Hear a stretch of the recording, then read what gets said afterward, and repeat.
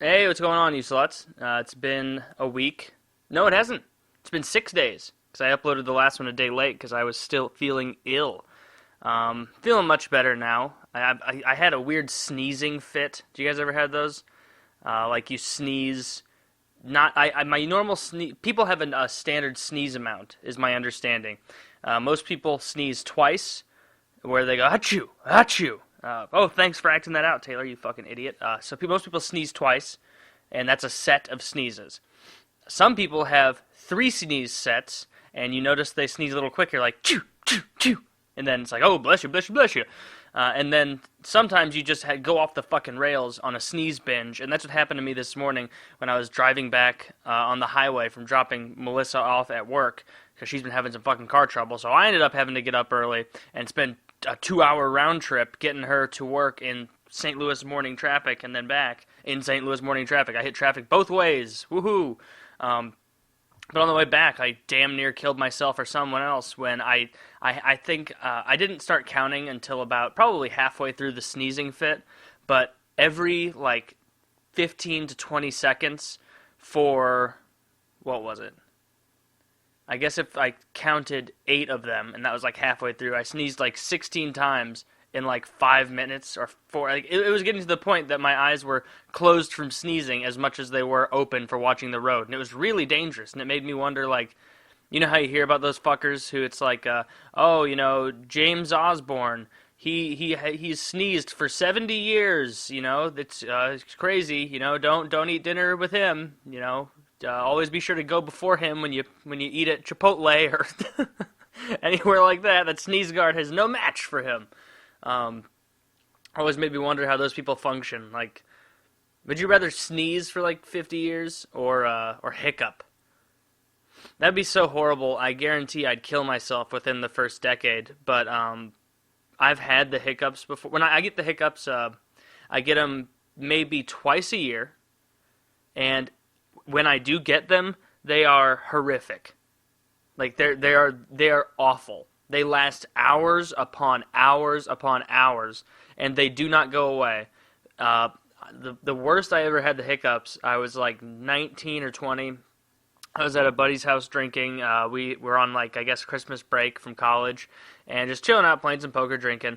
Not like a party atmosphere, anybody getting tanked or anything. And I just started getting the hiccups. And I was like, oh, Jesus Christ, fuck. Like, people were joking around with me, like, fucking with me because they thought that I was being hyperbolic about my reaction to getting the hiccups. But no, I was like, God damn it, fuck. The whole night shot.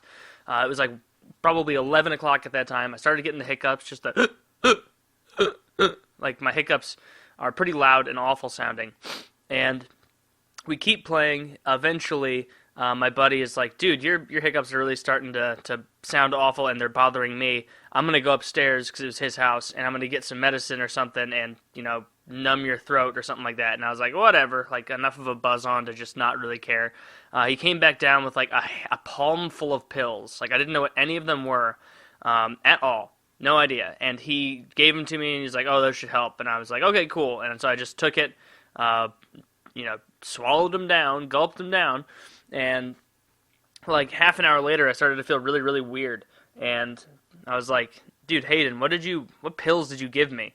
And he was like, I gave you like 5 melatonins, and then like a couple of those NyQuil tabs, and something else and something else. I was like, God damn it, dude! Like, I'm starting to feel really fucking weird. Like, I'm getting dizzy. Like, I feel like a weird kind of high. It was really uncomfortable, and I didn't care for it. Like, with NyQuil, shit like that, like, you're not supposed to be fucking drinking and taking NyQuil. What was he thinking giving me those? And what was I thinking not asking him what they were? I figured they were just like those like cough drop looking things, but they were not.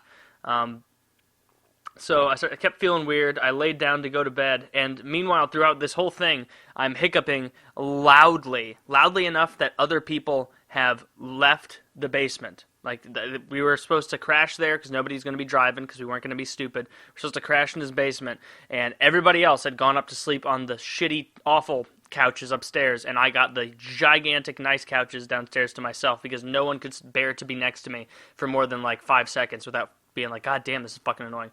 I woke up the next morning after passing out into some sort of like cryogenic freeze-style sleep because of all those pills. Like I don't remember like what my dream was, but I remember I had a really weird dream, and I woke up and I was like, oh my God, thank God that those hiccups are over. Oh, at least those pills worked. And I get up to go to the bathroom, and I'm like washing my hands, taking a pee, and as I'm looking in the mirror, I just hear one more, and I see myself go, like a hiccup, and I'm like, oh my God, it's not over. Are you fucking shitting me? It's been 14 hours, and I still have the goddamn hiccups. And as I hiccuped, I spit into the sink, and there was blood in my spit.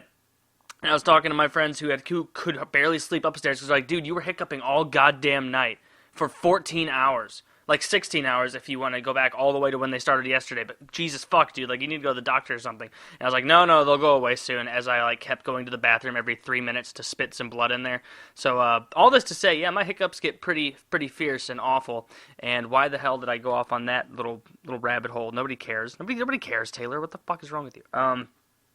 Yeah, so I would have to pick sneezes, because nothing makes me panicky and feel as bad as hiccuping and not knowing how to make it stop. I don't know why that makes me so panicky, or so stressed out, rather. Another thing that stresses me out? Perfect transition, Taylor. The fact that the fucking Rams left. So for those of you who don't follow the NFL, the National Football League, here in the U.S. of A., and I mean, most of you, even if you don't follow it, I'm sure that you're aware of some teams and the basic structure and how it works. If you're in the UK, maybe hop onto like ESPN.com and check there. Maybe it'll make it a bit easier for you to follow. I don't know. I don't know why I'm assuming that you guys are listening to this just sitting around. You're probably in your car or something.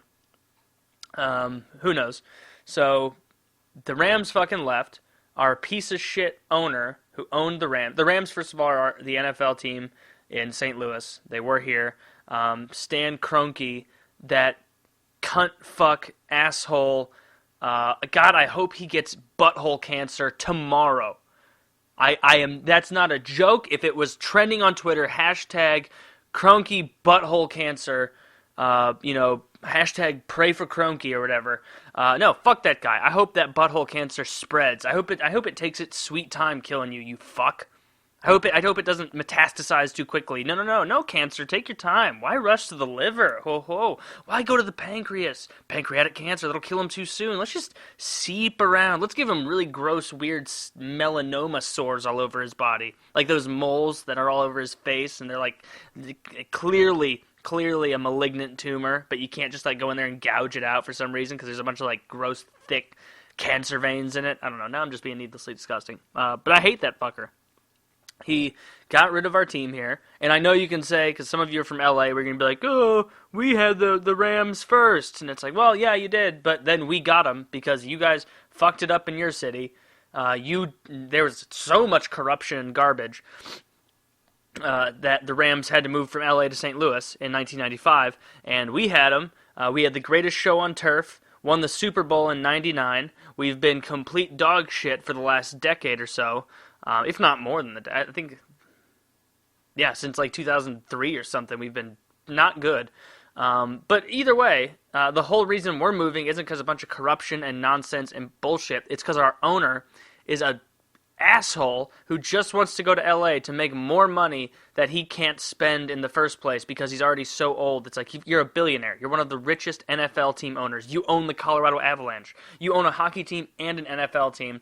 Do you have to move it to LA? Do you have to give LA the Chargers and the Rams so that all those fucking bandwagon LA fans can just jump onto a new one? Whatever team's better next year, that's the one that's making all the money, because God fucking knows that LA isn't going to stick by a bad team. When's the last time you heard anybody talking about, or I guess, when did you hear anyone giving two shits about the Kings unless Gretzky was playing for them or they had just won the Cup in 2012? Nobody talks about it. It's the exact same situation as the fucking Chicago Blackhawks before 2010. I remember because I was a hockey fan before then. I remember because I was a hockey fan before then.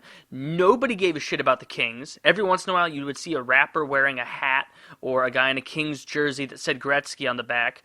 That was pretty much it for the most part. Not very fanatical fans who were really into it. Then they win the Cup, and of course, everybody gives a shit. Even worse for Chicago. They win the Cup. Everybody gives a shit all of a sudden. Now I'm just being a grouch. Just being a grouch right now. I'm just bitter that the Blues haven't won and that the Blues have fallen completely to garbage in the last month or so. We're terrible now. We're still, doing well. We have a lot of points. We're not gonna miss the playoffs or anything, I don't think. But Jesus fucking Christ, we lost to the Carolina Hurricanes last night, 4-1. Like that's the team that you forget even exists, much less, losing to them 4-1. That's horrific. Hopefully we fire our coach. Been real tired of it. Stamkos and Drouin, whatever, from the Tampa Bay Lightning are on the trading block. Hopefully we can get something for them without having to trade away Fabry, our good rookie, or Shattenkirk, one of our top D guys. I don't know. Hopefully it turns around soon because it's been really fucking depressing watching these games. They're just awful, and I have no hope as long as Hitchcock is coaching because if you were going to win by now, Hitch, you would have won. You've had excellent top-notch teams under you for years now, and you have frittered it away, And I can't blame it all on him, actually, because the Blues lose in the fucking first or second round of the playoffs every year, even though they made it like 26 years in a row. Like, it's almost a statistical anomaly that they haven't made it further. Like, if you randomly did it, I'm sure they would have won a cup by now because they've been in the fucking playoffs so many times. But, of course not. Of course not. That's just good old St. Louis luck. All of our luck goes into baseball and the Cardinals being incredible, and all the other sports teams just suck cock. Anyway, this all spurred from the fact, fuck Kroenke, whatever you pronounce his name, and him ripping on St. Louis. Oh, I don't think they can support 3 professional teams here. They're already supporting the Blues and the Cardinals. Who knows if they can support the St. Louis Rams, even though they have been for 20 years, who knows? Who knows if they can support a third team? I mean, they are a bigger city than fucking Denver, and Denver has like 5 teams, but St. Louis, they might not be able to handle it. Like, fuck you, dude. We've been handling it, and we can handle that team. You're just being an asshole that won't just admit that you are a money-grubbing whore, and so you keep trying to outsource responsibility and make shit up about why you have to leave. At least just admit it and say, yes, I have a tiny little cock, and nobody loves me, which is why I had to move the Rams to LA, even though I already have billions of dollars, because I can't keep my fucking wife in this dead bedroom relationship where she just has to look at my feeble little billionaire cock and then wonder how I didn't amount to more. And so I have to move the Rams to LA to garner a little bit of her favor so she's not mad at me for maybe a 10-minute stretch in our awful relationship, just biding my time until I die and then give all the money to her for her to blow. I don't know anything about this guy's personal life, but I really don't care for him, and I hope that butthole cancer arrives soon. Oh my god, what the fuck? That went off the rails. I need Melissa here to keep me on track. So, anywho, we were talking on PKA about camp stories, like shit that happened at camp when we were all little, and I mentioned a couple, and just last night afterward, I was just, musing about it, thinking about other camp stories and whatnot, and I did think of a couple more, so I will relay those to you now. So one of the things we're talking about was pranks. If you guys have good pranks, let me know in the comments or whatever, or email me about it, because I think those stories are so fucking funny. I love reading about, like, kids doing tomfoolery and nonsense. Pardon me. So, basically, when I was 14 at the time, I went to this camp, and it was a Christian camp. So, what they did is it started out where you would, I got conscripted into it by a friend who told me it was a ton of fun. And looking back, I should have been less of a retard and realized, hey, the reason this friend is telling you that this camp is a bunch of fun is because this friend is wrist deep in Jesus, twice a week for church and Wednesday night Bible study. Maybe you don't want to get into this because you're not as into that scene as him, and it kind of makes you uncomfortable. But I didn't think about that. I just thought, oh, okay, cool. Yeah, Ted, sure. I'll go to the camp. I'll go with you. It's only a week during the summer. What the fuck can happen that's wrong, And he's like, oh, yeah, and we do pranks, and we, play games, and it's so much fun. What he didn't mention is that, by pranks and games, he meant, stupid little Christian games where it was every once in a while you could play fucking kickball at their rec center they had there at this shitty little camp in mid-Missouri. But for the most part, it was like playing stupid capture the flag objectives where before you even started the game, it wasn't like 3, 2, 1, go. Yeah, come on, blue team, let's fucking go. And, like having a bunch of fun. It was like, as we're playing capture the flag, we just need to think about, God capturing our minds and our hearts. When we go back out of this camp, we need to bring the light of Jesus with us. Can you give that to me, kids? Can you tell me you want to bring the light of Jesus with you? Like, it was like, oh, it was so uncomfortable and horrible. I mean, if you're like 13 or 14 looking at adults being like, you're full of shit, then, you probably shouldn't be around drinking that Kool-Aid. So those were the kind of games we had to do where they would tie everything into Jesus. It was, you guys know what I'm talking about if you've been to these camps. If you've been to these religious camps, everything under the fucking sun has to be tied back to Jesus, You could be getting their disgusting slop food in the mess hall, and they'd be like, here's your mashed potatoes. You know what mashed potatoes are similar to? They're similar to fish. They're both food. They both have a soft texture, and only one of them, Jesus multiplied and fed a bunch of hungry Jews, Hungry Jews and Arabs surrounding him on a hill. He fed them with fish and bread.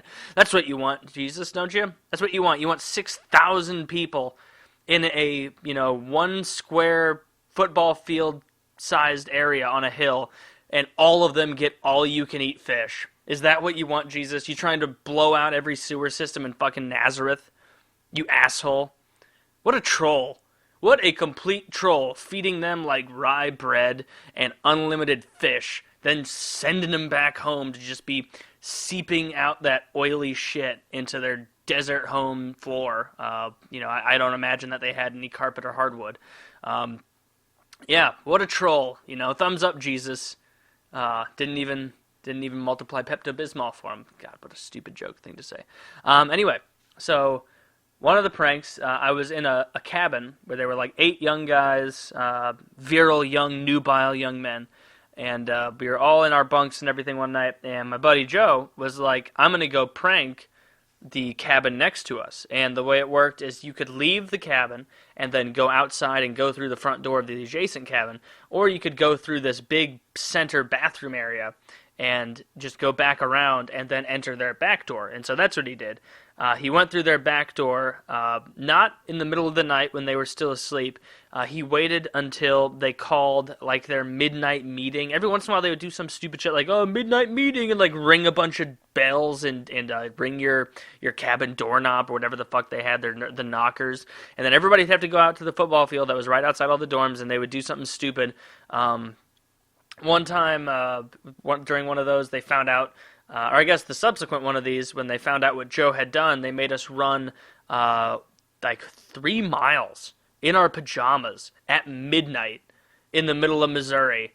And it took a while, and they were yelling at us. And it was like, looking back, it's like, what the fuck? Like, they didn't like that there was a prank done, so they made us run.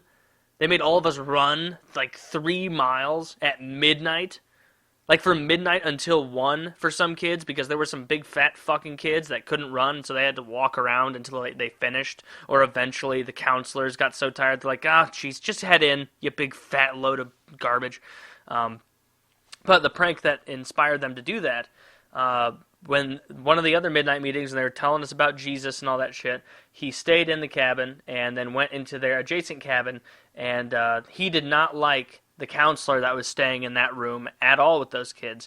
And so he peed like a big giant pee, apparently. I wasn't there to measure the volume, but by what the counselor described later, when he was trying to unearth who had done this unforgivable wrong, it was like soaking wet. He just pissed and soaked this counselor's sleeping bag, top to bottom, just put his dick in one end and it just filled her up. And so that counselor was livid about that. That wasn't even so much of a prank as it was just a mean-spirited thing, Like, a prank is like you run in there and you maybe, like, smack them with something real quick, and it's like, I gotcha, and then you run back out, and that's it. Or you, like, do the whipped cream thing on your hand, and then you smack your face, and it's like, oh, ho, you appear quite the fool. But just pissing in somebody's belongings, that's not so much a prank as it is a crime. What else did we do there? There was, this same kid, actually. And before you can come ask, no, this is not the Poop Bandit. This is years before the Poop Bandit.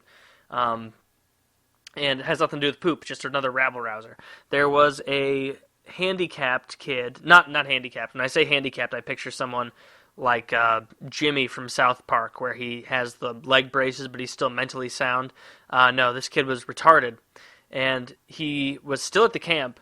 I don't know why the fuck they let this retarded kid in the camp. Like, some camps, it's like, yeah, anyone can come, whatever, go hog wild. And this is a different camp, by the way. This is a sports camp that I went to. And so I was like, all right, well, why the hell is this retarded kid coming to sports camp? There's no good ending to this. Worst case scenario is he realizes that everybody else is not retarded and better at sports than him, and he feels awful. And then he gets involved in a sport, and his retard strength just, tears some girl's fingernails out or something awful. And best case scenario is he kind of just ruins the sport for the kids playing, because they're like, all right, we're going to do some 5-on-5 basketball. We got Steve, Richard, Alan, and Alex on that team. And then, Joey, stop eating those crayons. You're going to be on their team too. Yeah. Hey, guys, stop groaning, stop groaning. What would Jesus do? Oh, God, all of these Jesus camps. I got so tired of it. But we played a huge game of Capture the Flag one night, and this was so much better than that other camp that I went to, but still not great.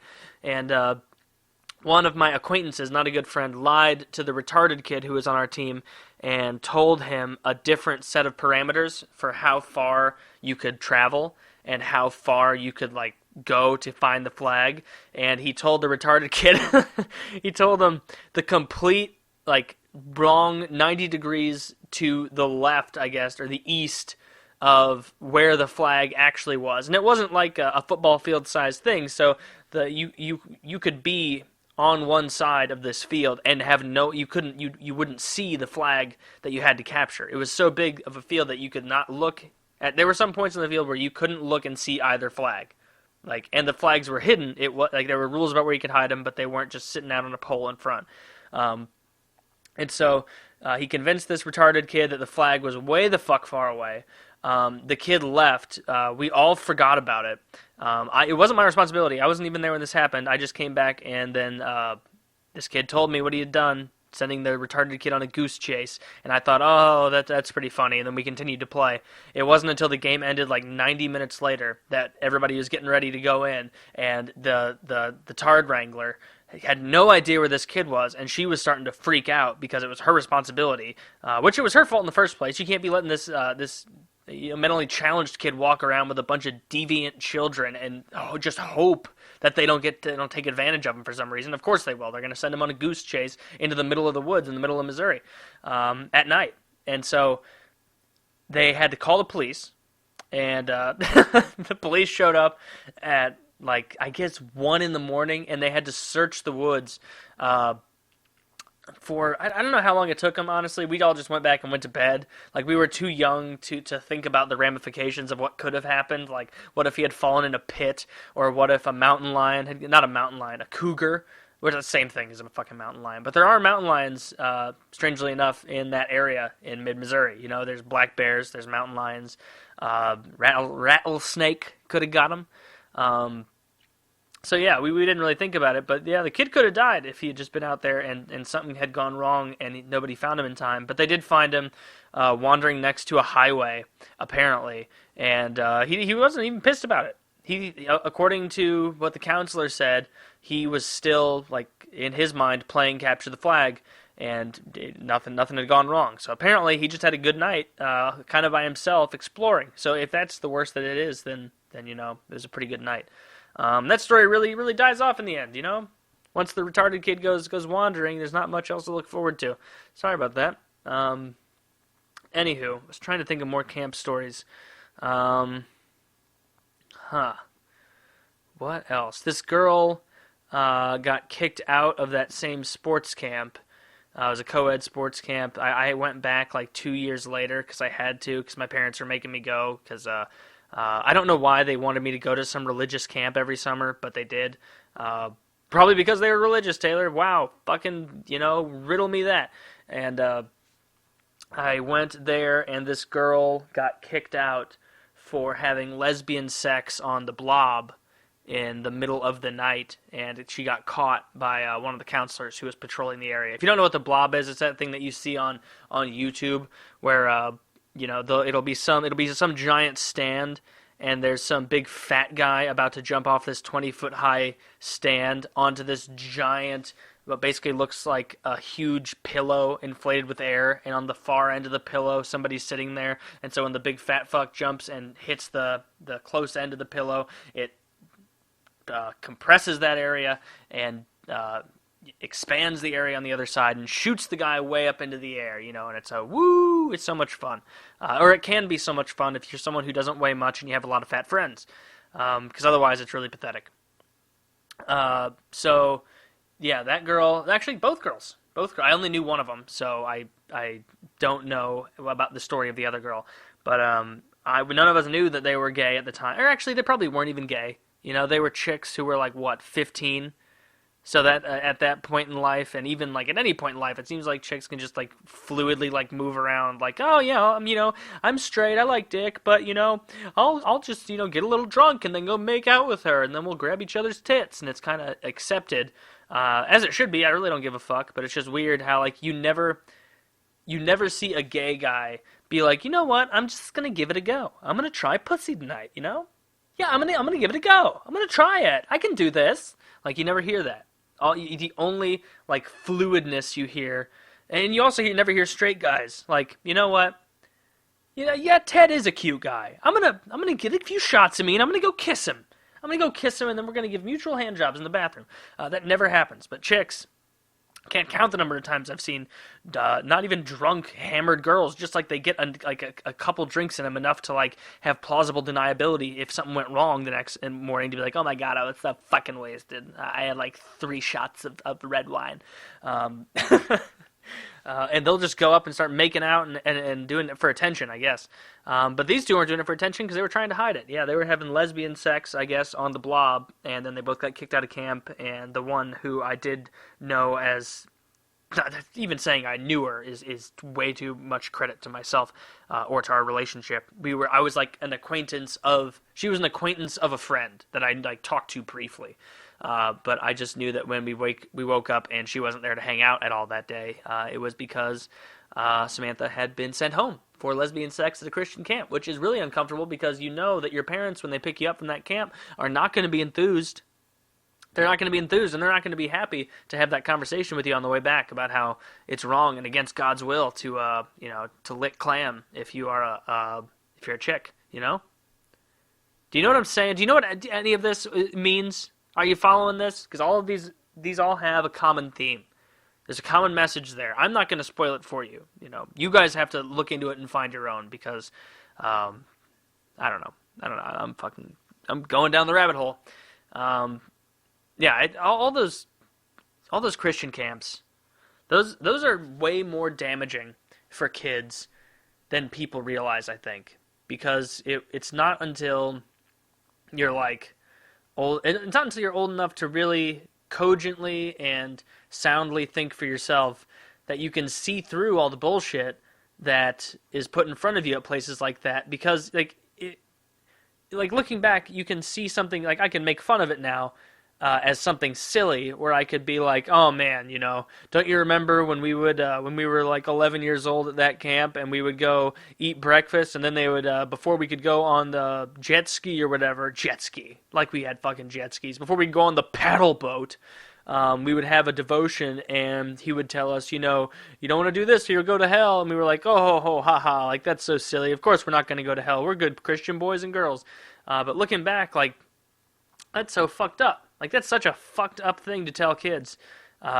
or even imply to kids, that for some reason, by virtue of their very birth, they're going to burn in hell for all eternity, and there's nothing they can do about it, except, drumroll, there's this guy, and he sacrificed himself to circumvent his own justice thousands of years ago, to get around a system that he created that was inherently flawed, that he's somehow not blamable for, which is weird.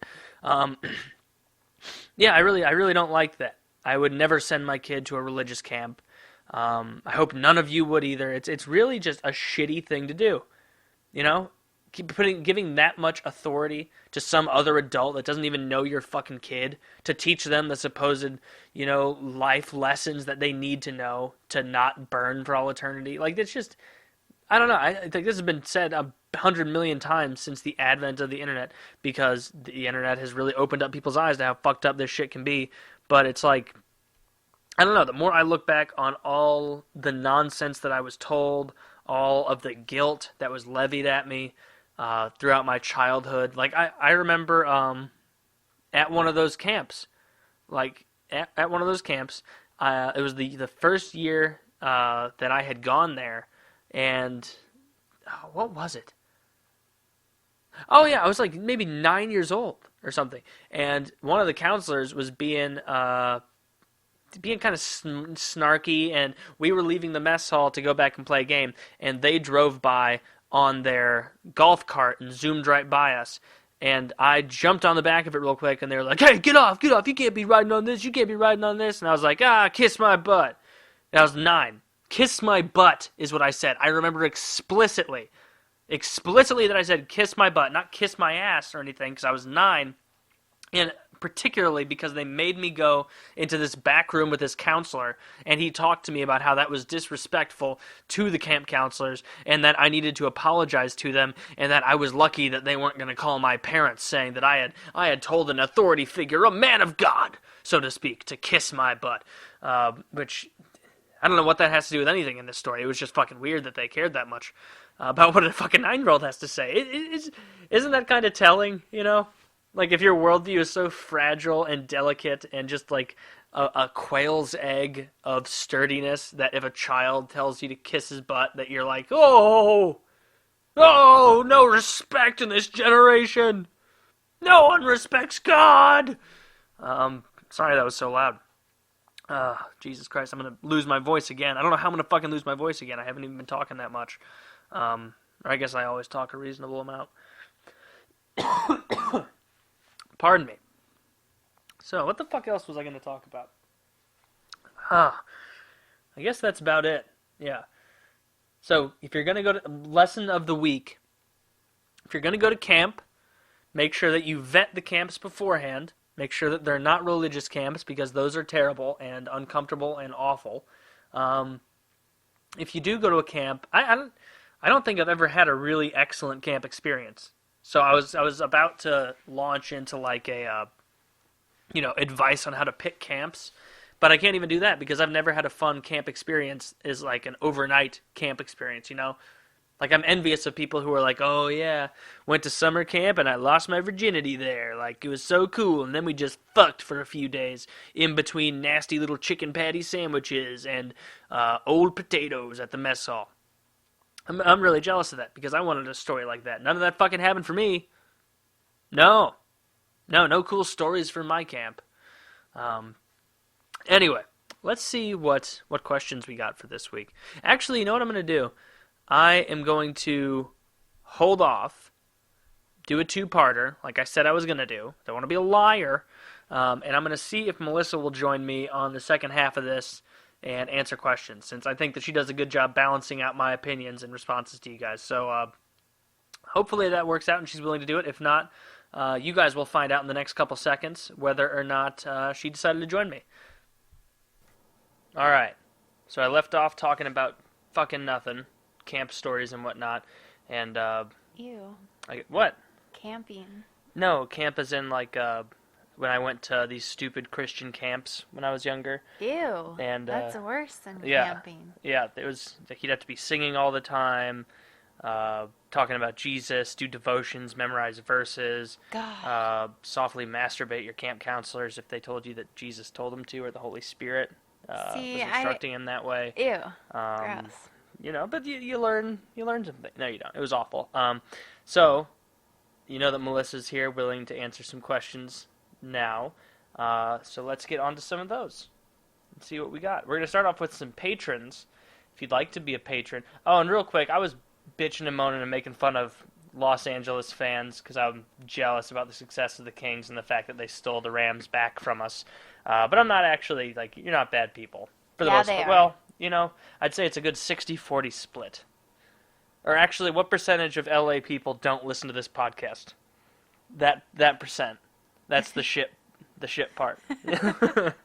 All right. No, Californians just suck. I've never been there, but I've heard less than flattering things. I've been there plenty of times, and all the people that moved to Idaho from California just suck, and they're making Idaho suck. Yeah. Idaho was it was the cool state before the Californians started moving in. No, they're just, I don't like them. I know. There's so many, it's weird. I didn't know there was like self-hating Californians, but all the people from California that I met in Idaho, so many of them were like prematurely apologizing, like, yeah, I'm from San Diego, I know, like, I'm not like that, I promise. And it was like, I'm from fucking St. Louis, man, I have no idea what your stereotype is, like, you've been fine so far, whatever. Anyway, so, patron questions. If you are a $5 and up or $10 and up patron, you get a guarantee of these being answered on the show by me and Melissa. Hey Taylor, big fan from Kuwait. Kuwait, that's very far away. It's so far away that I'm going to Google it so that I can just reaffirm the knowledge that I already know where it is. Of course, it's in the Middle East. I mean, capital city of Kuwait City. I could have guessed that. Kuwait City. That was my bullshit thing, like when you were in 3rd grade and you had to take the quiz and it was like, what's the capital of Montana? It's like, Montana City, and like you just that's what we did. That's what I did rather. So how many times Kuwait, did you get it wrong? No, I did great. I know all the states and capitals. Test me. North Dakota. Bismarck. That might be South Dakota, actually. Whatever. I don't know all the Dakotas. All the capitals. Kuwait. Country in the Middle East, population of 3.369 million. That's a really small country. That's really cool that someone from way over there in the Middle East is listening. Now, don't lick my arm while we're doing this. Big fan from Kuwait. Got a couple questions for you. Choose any you deem suitable. Where do you see the Truly Terrible podcast going in the future? Do you plan on promoting it, perhaps by ads on other podcasts? No, I don't plan on promoting it on any other podcasts. I haven't even thought. I mean, except for PKA. Like, I'll mention it on PKA once in a blue moon, and request and be like, hey, can I get my link to the description to fucking my channel in the description? And sometimes that ends up there, sometimes it doesn't. But I'm not gonna throw a fit if, it doesn't show up in the description when I want it to be. I don't think it makes that big of a difference anyway. No plans to promote it. Have you considered adding a patron level, something around $150, and you'd spend one night a month with those patrons playing games? I'd definitely be down for that. If you decide to do this, let us know what games you'll be willing to play and on what consoles. Yeah, man, I can do that. Like, it takes me like 10 minutes to set up a new patron level. So, yeah, I can throw one up like that and see if anyone cares. Maybe I'll do 100, you said 150? I don't know. I'll have to see. Yeah, I could add that if that's something you want. You're from Kuwait, so I imagine that you've got a lot of oil money. Probably. Wouldn't you imagine that? I don't know. What do you mean you don't know? It's the Middle East. Like, for all I know, I'm talking to the Prince of Kuwait. That'd be cool. It seems like everybody from over there is a prince or some kind of sheik. Okay. How many harems of women do you have? Anyway, so yeah, I'll do that. Am I the asshole? I started watching PKA roughly around episode 60. Since then, I have watched every PKA multiple times. Despite having the money to do so, I have never been a patron. Does this make me an asshole? You'll be happy to know that you took my Patreon virginity. No, it doesn't make you an asshole. You're patroning me. I'm objectively the person that everyone should be Patreoning. So you're not an asshole. Hypothetical situation here. Woody and Kyle quit PKA. They tell you can continue to do the show and bring in any new hosts you want. Who do you bring in? What do you think, Liz? Would you be down to do PKA with me? Well, yeah. If Woody and Kyle quit, but then it wouldn't be PKA. No, it would just be me and you, and That'd be odd. I'd find somebody weird. else to. I don't even know enough YouTubers to get someone involved. You know, like I used to know quite a few, maybe like Tucker. He's cool. It'd be difficult doing with other people because they don't want to say much to me because I'm a girl and I'm your girlfriend. What are you talking about? They can't give me shit.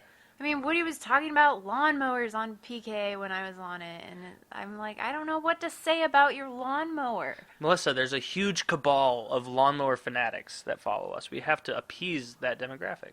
Well, I'm kidding. That nobody cares. Nobody fucking cares about lawnmowers. I was like, you went to the bathroom and they were talking about lawnmowers, and I just kind of sat there. I'm like, okay. Every time topics like that come up on PKA, where we talk about mics, we talk about lawnmowers, we talk about trucks, or just fucking anything like that, I'm always like, I have nothing to contribute. All I do is try and like throw a joke in that sends it in a different direction. But most of the time it'll be like, oh, haha, Taylor, you goof. Well, anyway, the Mach 61 John Deere, it really slices that grass up. And it's like, oh, my God, who fucking cares? Who cares about this? Who cares about lawnmowers? Nobody! Nobody cares about lawnmowers. I don't know. I remember the pick one. I remember lawnmower pick the girl talk. Game. Some people like the pick the girl game listening to it, but I don't understand why they do, because it would be hard to follow on audio. I just, like, why would I want to play that game? Because I didn't. No? Yeah. Not with normal girls, anyway. I'd rather do it with models, like, oh yeah, they're all average looking. Like, I don't want to rate average looking girls. I want to rate hot models. And Victoria's Secret models, because then it's interesting, because then you're like criticizing nearly perfect looking people, and that's funny. I don't even want to do, well, I mean, it's just there's not that much, like, as far as humor goes, like, it doesn't have that bit doesn't have that many legs, It does if you're talking about celebrities. If you're talking about celebrities, maybe. If you're talking about, like, average or really, really attractive people, you can go over the top making fun of them, saying that they're ugly sows who should be, genocided and shot in the back of the head, or whatever you want to say, something horrible about an attractive person to the point that it's just absurd. And that's, like, the only route you can go. Like, other than that, it's like, oh, yeah, I'd fuck her, right? Ha! And it's like, okay, like, that's... Where do we go from here? Like, what's the next step? Yeah, I don't know. I wouldn't even continue PKA, I don't think. There would be no point. Like, Woody and Kyle are the lifeblood of PKA. Bring They've been back on it Wings. the whole time. Yeah, it'd just be me and Wings. Me and Wings and, who else do Kyle and Woody not care for? No, they like Wings. I mean, like, who do they not like? Who do they dislike? That was the wrong way to phrase it. They like Wings. I like Wings. I was trying to think of someone who they dislike, so it would almost be like a spit in the face to them to put Keemstar. They really hate that guy. I'd bring him on the show. Me, Keemstar, and Wings. Like, just like almost like a slap in the face, PK. No, I wouldn't do that. Why do you talk about people you hate? What? Why do you talk about people you hate? I'm not talking about people I hate. I'm talking about people that have bickered with, like, Woody in the past. Woody and Keemstar have had beef in the past. I don't understand that. And so, I don't know all the specifics of it, but I know that the Keemstar guy made fun of Woody's kid and said some cruel things there, and so Woody has not been a fan of him since. If you put your children on the internet, shit like that is gonna happen. People are assholes. Yeah, it's expected from, like, Big Boob Lover 69, who's going to comment on your video, Oh, I guess. But if it's another content creator, yeah, that is who's maliciously going after you, like, you can't put anything on the internet without some cunt coming up and commenting. But that's just a commenter. That is to be expected. Tons of people don't. Yeah, you can't play the victim if you're like, oh my God. Steve Johnson with 7 followers tweeted at me that I should go fuck myself. Like, get off the internet, you pussy. Like, that's going to happen. But if there's a content creator who's maliciously trying to make fun of you and be crude, especially to someone in your family, it's a lower blow. Yeah, so yeah, that's different. Yeah, I know. I was just thinking that it would be funny to bring back Lefty and Wings, because I mean, at least people who follow PKA know who they are, so that'd give me a leg up on name recognition. I listened to it when Wings was on it. Yeah. Wings is hilarious. He goes off on so many tangents, and you never know what he's going to say next. He's great. Just a barrel of entertainment. And then I would bring Keemstar on as a funny kind of FU to Woody and Kyle. I don't know why I even took that route. I wouldn't even continue it. There'd be no point. Without Woody and Kyle, there is no PKA. Anyway, Last week I talked about someone from Nazareth, and I got a message this week that says, Nazareth is real, you slut. Hey Taylor, thanks for answering my question on the show. You're welcome. Yes, Nazareth is a real place. It's a very small town in Israel. Most of the buildings and street are relatively new, but there are some that are old. My dad owns a few souvenir shops. We sell frankincense, holy water, and holy dirt, and other Christian-related gifts. That's cool. Basically ripping tourists off. Nice. Nice. Are you and your dad Jewish? I would think so, because you live in Israel. So you're probably very, very good at marketing these holy water and holy dirts. I'm planning on starting a computer repair business. To answer your question, life in Nazareth is normal. It's a small, somewhat peaceful town, just like any other place, except a lot more stupid tourists wasting their money. That's awesome. That's really cool. I'd like to visit somewhere like that, but I think it would almost be disappointing because the way you describe it of like, oh, it's all new buildings. It's like, I don't want to go to Nazareth and see new buildings. I want to see mangers and straw laying about. I want to see people bartering for snake oil on corners. Maybe a public execution or two. The Romans parading around, controlling the area. Wouldn't that be neat? No. No? No. Why? I want to see people living their life, not stuck in the old times. It's nice to hear that it's a nice, peaceful place, not a shithole where Romans are running around. What do you mean a shithole? The Romans got a bad rap. They conquered that whole area. Super okay with gay people. They were the first to have like sewers and aqueducts and running water, like better medicine. They were tearing shit up, and then a bunch of dicks from, I guess, the Germanic tribes up there, bunch of savages came down, ruined everything, set us back 1,000 years. Good. Why? We would have so much cooler shit if the Romans hadn't got overthrown. I'm part German. So? If you go back far enough, I got some German in there, I'm sure. I'm like an eighth. I'm an eighth. I made that up, and you can't prove me wrong. Actually, I probably could, because the Mormons do enough genealogy that I could probably look you up in the system. Oh, I find it and be like, you're actually only 1/16. They do so much genealogy. They do it for other people too. Like, yeah, Mormons are weird. Do it for their own families. Mormons are very fucking weird with their genealogy. Like, I guess it started because they had to know what dead people to baptize, right? Yeah, I've done those. Yeah, you saved creepy. A couple souls there. No, I did not. They don't exist anymore. They weren't there to make those decisions when they were alive, and they're not there to make them now. It was very strange. But I only did it once. Only once? What did you do? Well, I did tons of them, but I only did it one time, because after that it just kind of creeped me out.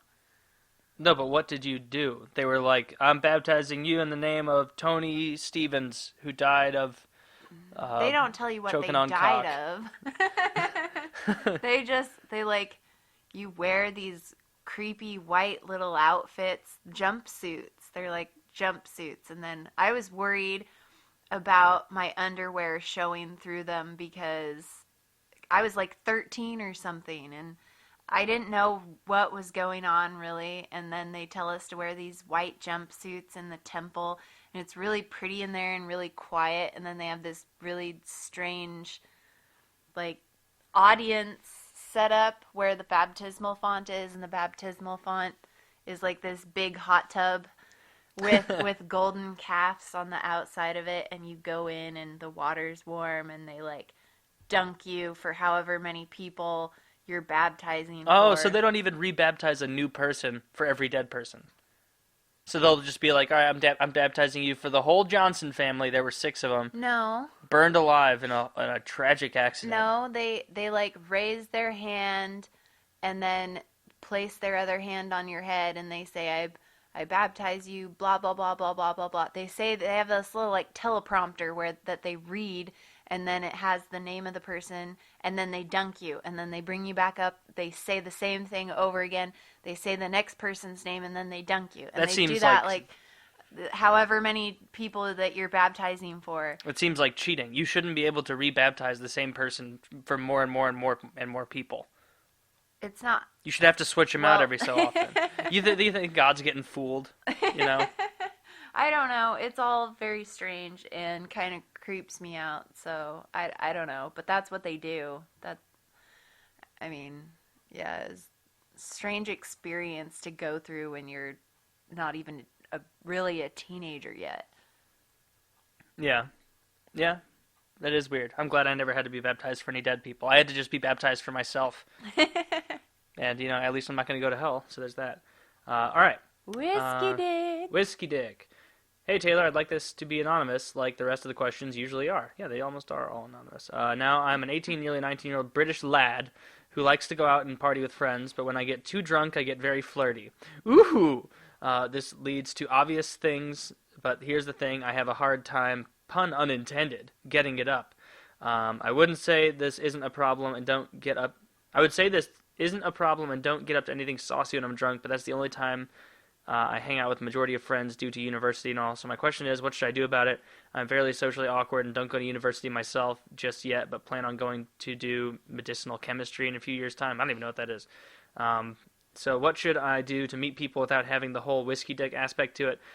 Sorry for the long letter, just didn't want to miss anything out. P.S. You're an incredible storyteller and a comedian. P.S.S. Melissa's voice is cute as fuck, but she says some sadistic ass shit. Love you, mate. Love you too. That was sweet. That was very nice of him, Melissa. Say thank you. Oh, I hate my voice, but thank you. You're all raising your shoulders, hunching down now. Nobody can see you. Nobody's you don't have to be embarrassed. You got a cute voice. Yeah. So what advice? I would say probably if you plan on wanting a boner later in the night, you should probably drink less. So. It happens to way more people than you think. It can happen to anyone. It's not. It can happen to storytellers and comedians. Yeah, it can. It can happen to anyone at any time because it's not the way that, it has nothing to do with you, man. It's just that's the nature of that. If you get hammered, physically, it's not going to be able to happen. It's good that is the case because it's like a safety net. There'd be a lot more unwanted children in the world. Yeah, it's like a safety net where it's like you are in a mood to make stupid mistakes, but your dick has been passed out for hours, whereas you're still moving, and so then it keeps you from doing dumb shit. So really, it's a blessing in disguise. Just drink a little less if you're going to be explaining or expecting to fuck. It's not that hard. Yeah, so this reminds me of that awesome episode that I love of Man Seeking Woman with Jay Buchel, or I don't know how to pronounce that awkward little fuck who constantly talks like that. I'm awkward and he. Goon is awesome. He's good in Goon. He's good in a lot of things. I yell curse words from the stands. Stop it. Stop. He's not. I mean, Sean William Scott, the Goon, is my favorite character. In that movie. Yeah, because he's the main character. But Jay was good too. And Man Seeking Woman is hilarious when he gets drunk and he finally gets this girl to take home. And then he pulls his pants down and his dick is completely gone and he's looking for it. And he's like, where's my dick? Where'd I leave my dick? And he's calling the cab driver. Did I leave my dick in the cab? Did I leave my dick in the bar? Oh, it's so funny. Yeah. It's because that stuff happens. So it's because it's common. Whiskey dick, yeah. There's you shouldn't feel bad. There's a name for it. The fact there's a saying about it and that every man out there who's ever drank ever can relate to that means that you shouldn't feel bad, man. But what does he do to meet people?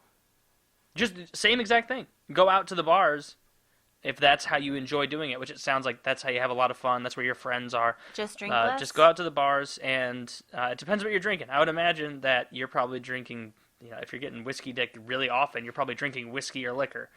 Maybe drink something lighter. Drink, just stick to Bud Light or something like that, and then you can still give off the appearance of hey, I'm drinking just as much as you guys, but in reality, you're not, because it's Bud Light, and they're probably drinking, whiskey Cokes or something like that. If not, just drink less, and, every once in a while, every 45 minutes, after every drink, go in the bathroom, and then just kind of fluff yourself a little bit, and be like, all right, everything's looking good, I'm fine, Fluff yourself? Yeah, just just go in there and fluff yourself, get up to. Actually, no. You can't just fluff yourself because then you'll just get up to like 60% and you'll just assume that you're fine. But it's like trying to, Yeah, so he's just got to go and, like, how it's like long trying does to that thread take? a needle with al dente spaghetti. It's not going to work. It's going to take a lot of determination, and even if you get it in there, you're going to wonder what was the point. So, yeah, you're going to have to go in there and get yourself to like 100% erect every 45 minutes or so, and then just be like, okay, I'm good to go. Then you go back out, have another drink, go back in, repeat. I think that's good advice. I don't know where you come up with your analogies sometimes, but you do it all the time. It's not just on the podcast. What, coming up with comparisons? Yeah, they're always really good. And I'll be caught off guard by it because I won't be expecting you to make a metaphor, and then you'll make a really good one, and I'll just be cracking up for like 10 minutes. Yeah. Yeah, that was a good one. It perfectly explained a situation. So, yeah. First and foremost, you shouldn't feel bad, like I've said. Next, every 45 minutes or after every drink, however long it takes you, go in there and masturbate a little bit. And don't finish. Don't be gross. Just get hard, make sure it's working, and then just let it go back down and go back out, Oh, but do watch Man Seeking Woman. It's so funny, and it's really weird. So, if you like weird stuff, I mean, nothing can be much weirder than Super Jail. Yeah, Super Jail is fucking weird. I love it, though. All right. And Aqua Teen. Well, Taylor, I'm 16 turning 17 shortly and a junior in high school. I need help with this girl. We had a class together last year and came to know each other. She's on dance team and I'm in band, so we are basically always around each other during football season. What? So you see. No, it says so we see. But it says that, but you can just say we are basically always okay. So around we're each always other. around each other during football season, but during practice, the band and dance team are never together for water breaks, and I hardly say anything on Friday nights. I don't have her Snapchat. Okay, so you're not talking to her during practice. You're not talking to her during the games on Friday nights. I don't have her Snapchat or number, but I DM'd her about something and gave her mine and said, text me if you have any more questions. I have a feeling like she kind of likes me back because when we see each other in the halls, she is the one who most of the time says hey first. But if this was true, wouldn't she text me? Anyway, what's a way I could get to talk, hang out more with her outside of football season before next year? I just started listening to the podcast after episode 11 was released, so I would just listen while playing Fallout. Love what you do for PKA. Call me a slut. You're a slut. I mean, this is a pretty easy one, man. Like, you DM'd her, but, like, I don't even have to give you advice on how to come into contact with this girl. You see her during practice, and you see her on Friday nights during football season. That's where you should be talking to her, but I guess you said outside of football season before next year. I don't know. If she says hi to you in the halls, just stop and ask her for her number. People aren't going to say no to you when you ask for their number unless it's really, really uncomfortable and they don't like you. I can't. Have you ever turned somebody down who asked for your number? I never had anybody ask for my number, really. You gave me your number when I asked for it, right? Well... Yes. So 100%. That was a Skype conversation. Oh, that was on Skype. Whatever. That's completely different. Yeah, so as far as... Yeah, I mean, it really doesn't fail. Like, going and asking someone for their number, just make something up. Make up an event. Or talk to some of your guy friends and be like, hey, we should throw a party or something. We should do this and that. We should go bowling. The event doesn't fucking matter. Just be like, hey, we might be going to do something this weekend, me and my friends. Would you and your friends or whoever you guys want to join? You want to do something? Let me grab your number. I'll shoot you a text if we end up doing anything. Just something like that. Something Some real people are just really, really friendly. So when a girl makes an effort to say, hey, walking down the hallway, she may just be trying to acknowledge that she knows people. That's possible. Like, hey, I know that guy, or she might think, hey, that guy was nice. Yeah, but don't Don't kick him while he's down. You know, he's He's not down. no, he's feeling down though. Otherwise, he wouldn't have asked for advice about it. Like he's feeling a little more hopeless about it. So, all you can just talk to her the old-fashioned way. Walk up to her at school and ask for her number. You know, it depends on your personality how you want to go with it. Whether or not you think you should just come out and be like, hey, you know, we're gonna do something this weekend. Give me your number. I'll let you know what we're up to. Or, you know, say if you allude to something that you're gonna do, don't make it sound like, hey, you know, I'm gonna be hanging out at my place. Let me get your number. I'll let you know, and you can come over. Hey, I'll come over to your house. Like, always make it seem like a group thing. It's much more comfortable for people to feel like they're getting involved in a group thing where there's no commitment or responsibility. Only invite them if you can sound as confident as Taylor does, because if you invite them and you don't sound Hey, do like you wanna Taylor? Do you wanna I don't know. Bye. Like just no. Just he's a normal guy. Most people don't have that much trouble just saying hello. Well, speaking from experience, I'm that way. So Yeah, you are more like that than I am. I mean, you don't listen to her 100% of you have to be super suave and smooth, because I'm not like that. Like not everybody's not like that all the time. You should just. You are though. No, you that's lie. Not true. You lie. No, you're the fibber. I take him places where like my family likes Taylor more than they like me, because he's so just, I don't know, approachable and I don't know. No, I don't. Charismatic and think... approachable and funny, and so they immediately are just like, oh yeah, I like hanging around this guy. Where'd Melissa even find this person? Yeah, exactly. Name 3 more flattering attributes about me. Oh, I'm thinking of physical ones because I'm looking at you. I was just saying that because it was funny hearing you laud me for all these things. Well, I'm not good at taking compliments, so thank you very much for that. But to you, sir, well, give it a go. It makes me angry more than anything. What? Because you're just too good at things. That's not true. All right, let's move on to one more. Best of luck with that. You want me to name some you're not good at? Not good at remembering which towel to use in the bathroom. No, you've been really good at that. Yeah. Lately. Do you want to read one of these? Sure. Read this one. I couldn't think of anywhere else except the PKA subreddit to send this, so I'm sending it here. I made sure to remember paragraph breaks to make it a little easier for you, even though it's not a lot of writing. Well done. Yeah, thank you. So, to set the premise, I'm a 16-year-old male who is still a virgin, no surprise there, and I'm 70% sure I'm bi. I have a male friend who has been going out with some chick for a couple weeks, and they have invited me to a threesome. Oh my god. The problem is I still haven't lost my virginity, and I'm not sure if I should wait until I have lost it properly with one person in a committed relationship before I have a threesome, or just do it and get a cool story losing my virginity in a threesome. This is the second guy, and I remember the username of the first guy, so I know they're different. This is the second guy in like 3 weeks who has sent a message about being pretty sure he's bi and being invited into a male-female male threesome. Oh, brother. How is this happening to you guys? Like, how are you just getting invited to threesomes as a 16-year-old? They could live in another country. I think the other guy was like 15 or maybe 17, 19. Yeah, but they could live in another country. They might. I don't know. Well, you're 70% sure you're bi. That'd suck if you got into it and then, like, you and your male friend, like, you were maybe doing some DP action and your dicks were touching or something, and then you realized you were not into it at all.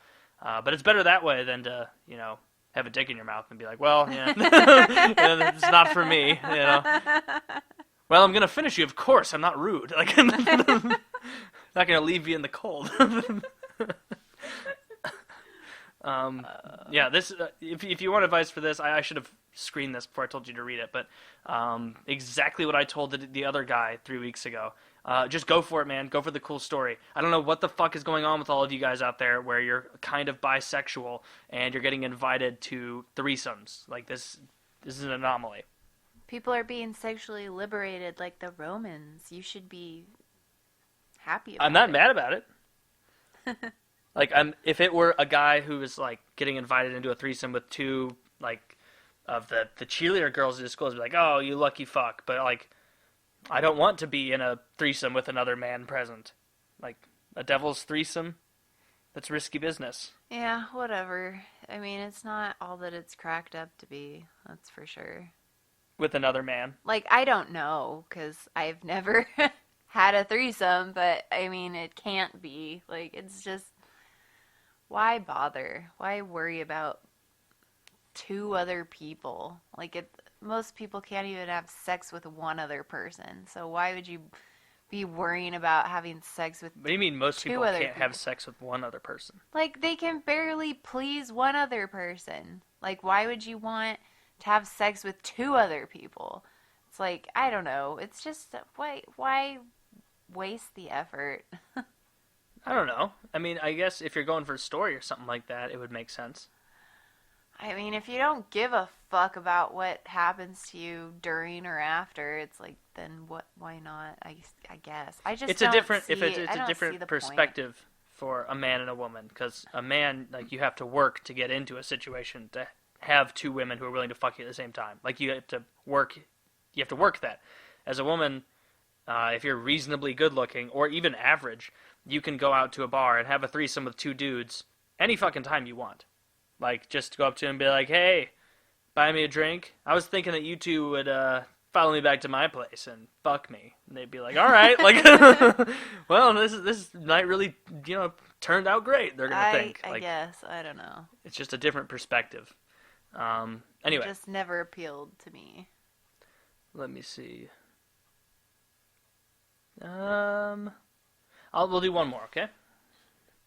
Am I the asshole for blocking this girl? Oh, wait, no. Let's not do that one, because that's similar to one that we did earlier.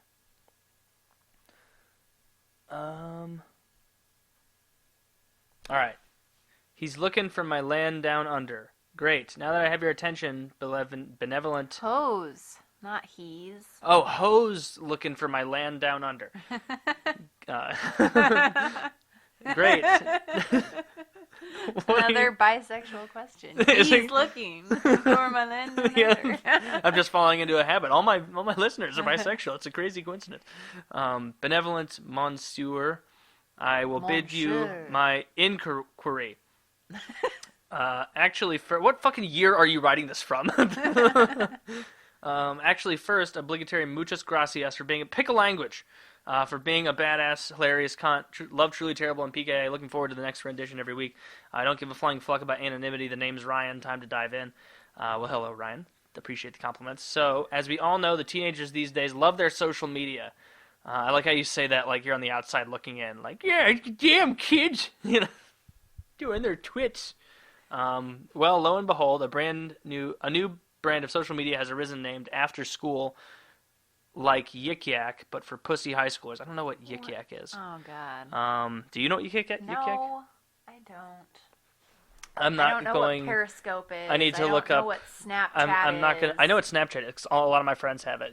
I need to look it up because otherwise I'm not gonna be able to know what it is. I just got on Instagram like a year ago. Yik Yak. What the Get a fuck? live feed of what everyone's saying around you. Is this Twitter? Hey, no, that's actually more interesting than Twitter because it's people like in proximity to you. But I don't like keeping the location on my phone, so why would you? So I have to enter my cell phone in here, and then I'll become a Yik Yacker. I don't know. I'm just gonna assume that it's similar to Twitter because I don't want to fucking research this right now. But for pussy high schoolers, now I've been getting a good amount of posts about people being into me, wanting to fuck me, etc., etc. You know the deal. Problem is, the posting is anonymous. So now I know I got some chicks interested in my goods, or perhaps a couple of trolls who are trying to make you overconfident, only to smash you down in the end and try and humiliate you. Never look past that possibility. But have no manner as to how discover who they may be. How the flying fuck do I figure out who these ready-to-mingle singles are? Almighty Murka, son of God. Really quick on me, I have had a few girlfriends in the past, but never done the dirty deed. Oh, that's unfortunate. It doesn't say how old you are, but I'm sure you're a decently young guy. Not really shy in general, but when it comes to flirting and such, I suck. I don't know how to show my interest in other people beyond blatantly saying so. Maybe I'm just being a pussy for not blatantly saying so, but I do come from a fairly small school and a small town. All tips and tricks are appreciated. However, thanks for taking time out of your day to read this Dear Abby message. No need to address the question on Truly Terrible, but it would be an honor if you did. By the way, I hope you enjoyed the paragraph breaks. I know you get off on them. You did an excellent job formatting this, by the way. However, if you missed this, fuck you. Just kidding. Don't read that one on air. I'm sorry. I just did. Okay, love you. Bye. From Ryan. How would you... I don't know. This is interesting. I've never used a site that you can look and get compliments anonymously where someone wants to bang you. Like, you should get off of it and don't use it again, because that sounds awful. No, there's possibility here. He's either being trolled or he could get his dick wet. So you always pursue that. I don't know. I don't want to think about teenagers getting their dicks wet. It's just kind of disturbing. Well, I'm not actively thinking about it, but we're trying to help it happen. I know. I don't want to help them have sex. Teenagers should not have sex. What? Are you gonna go into the bedroom after this and put on your bonnet and long black dress? Your rosary beads? I just think that I was too young, and I think other teenagers are too young, and it's like, I don't want to think about them having sex. It's gross. You don't have to, but we can help them here. What would you do if you were getting messages and you were like, imagine you're a guy, first of all, so it's actually a challenge to get laid, and it's not something that you can just get whenever you want. Imagine that you think about it constantly, you always want it, and you get a scent of it. And you're like, I can follow this like a bloodhound, and maybe the end game will be pussy. On Yik Yak, you know, there's pussy on the horizon, and so you gotta seek it out. Well, what would you do? I don't think somebody that would go and do that, like say, oh, I want your dick or whatever, like, is somebody you should pursue. I don't know.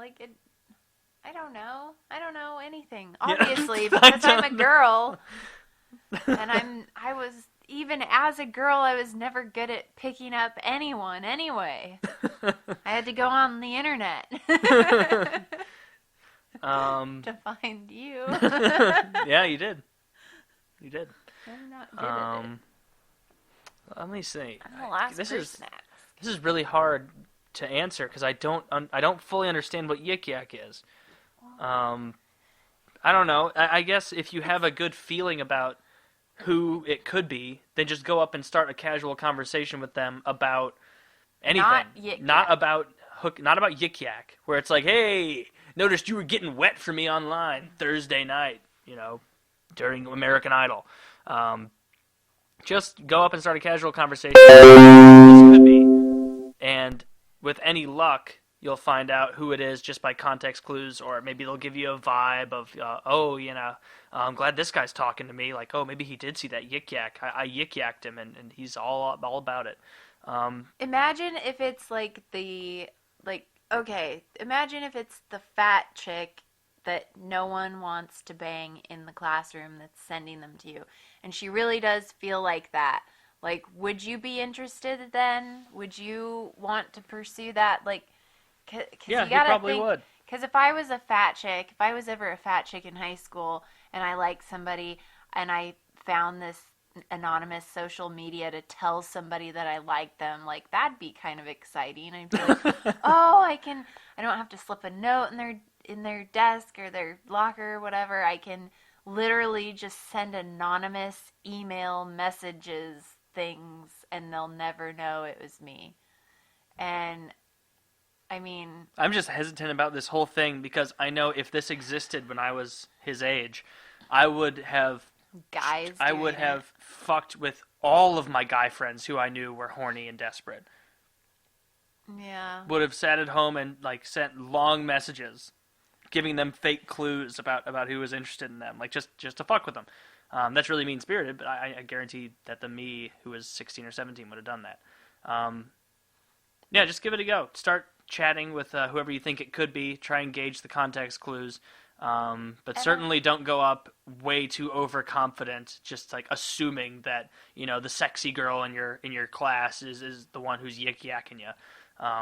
And don't think that being blatantly honest about showing your interest in people is bad, because that's actually really good, I think, to let somebody know up front that you're interested in them. Yeah. Yeah, I think that's good. I think 'Cause also... you were like that.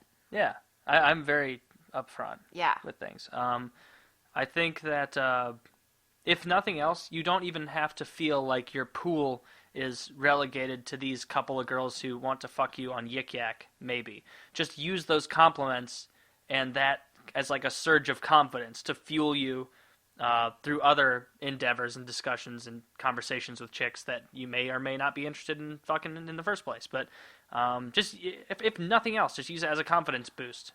That's it. That's the biggest thing to garner from this. Just use it as a confidence boost. Kind of let it roll off your back and be like, yeah, if something happens, it happens. But if not, I know that I'm hot enough that a couple of girls want to blow me. Anyway, so that's it for this week. Melissa, thank you for joining me on the second half. Oh, yeah. You said that so quiet it didn't really pick up. Oh, yeah. Yeah. Oh, yeah. Oh, yeah. Oh, yeah. Oh, yeah. Well, thank you guys for joining me on the podcast this week. Melissa came, and next week, we're having a good time as well. Maybe Tucker will come on. But hopefully you guys have a good rest of your week. Jericho. Oh, he comes on PK. He's a really cool guy. Oh. I've known him for quite a while. Anyway, that's it. Love you. Talk to you later. Okay, bye.